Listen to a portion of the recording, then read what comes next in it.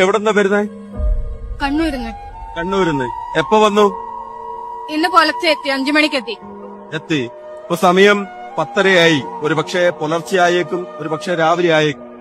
എന്ത് വന്നാലും കണ്ടിട്ടേ പോകുള്ളൂ. അത് തീരുമാനിച്ചിട്ട് തന്നെ അവിടെ നിന്ന് ഇറങ്ങിയത്. ഒരു നോക്കെങ്കിൽ അവസാനം കാണുന്നത് അത് എത്ര നാളെ വൈകിട്ട് വരെ ഇരിക്കേണ്ടി വന്നു കഴിഞ്ഞാലും കണ്ടിട്ടേ പോവുള്ളൂ. ആ മനസ്സിൽ ഉറച്ചിട്ട് തന്നെയാണ് വന്നത്. അതുകൊണ്ട് എന്നെ മോനെയടക്കം കൂട്ടിയിട്ട് ഞാൻ വന്നത്. അദ്ദേഹത്തെ കാണാതിരിക്കാനാവില്ല, കാരണം അവസാനമായിട്ട് കാണാൻ കിട്ടുന്ന ഒരു നിമിഷമാണ് ഇത്. ജനങ്ങളെ കൃത്യമായിട്ട് അറിയാം അദ്ദേഹത്തിന്. ജനങ്ങൾ എന്താണ്, ജനങ്ങളുടെ ഇടയിൽ തന്നെ ജീവിച്ച് ഇതായ വ്യക്തിയാണ്. അദ്ദേഹത്തിന് നമുക്ക് ഒരിക്കലും മറക്കാൻ കഴിയില്ല. അതാണ് ഇന്നത് കാണുന്ന ആ ജനസമൂഹം കാണുന്നത്. സാഗരങ്ങളാണ് ഇന്ന് അദ്ദേഹത്തെ കാണുന്നത്. തിരുവനന്തപുരത്തിലെ ഇത്രയും നേരമായിട്ട് ഇന്ന് ഇവിടെ എത്തിയിട്ടില്ല. അദ്ദേഹത്തെ കണ്ടേ പോകും. എത്രയായാലും നാളെ വൈകിട്ട് വരെ ഇരിക്കേണ്ടി വന്നു കഴിഞ്ഞാലും ശരി, കണ്ടിട്ടേ പോവുള്ളൂ.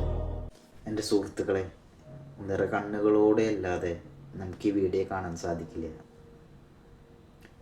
ആ ചേച്ചി പറയുന്ന, അല്ലെങ്കിൽ ആ അമ്മ പറയുന്ന ആ വാക്കുകളൊന്ന് ശ്രദ്ധിച്ചു നോക്കിയേ.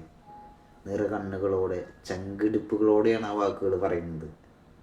അതാ ആ മകനെയും കൂട്ടി അവരെ കണ്ണൂരിൽ നിന്ന് ഇത്രയും ദൂരം ഇവിടെ വന്നിട്ടുണ്ടെങ്കിൽ, ഇത്രയും സമയം അദ്ദേഹത്തിന് വേണ്ടി കാത്തിരുന്നിട്ടുണ്ടെങ്കിൽ എത്രയും പ്രിയപ്പെട്ടതായിരിക്കും അദ്ദേഹം അവർക്ക്. സമയം എന്ന് പറയുന്നത് വളരെ ഇമ്പോർട്ടൻ്റ് ആയിട്ടുള്ളൊരു കാര്യമല്ലേ എല്ലാവർക്കും. അത് നമ്മളൊരാൾക്ക് വേണ്ടി മാറ്റി വെക്കണമെന്നുണ്ടെങ്കിൽ ആ ആൾ നമുക്ക് എത്രയും പ്രിയപ്പെട്ടതായിരിക്കും. നിങ്ങളൊന്ന് ആലോചിച്ച് നോക്കിയേ.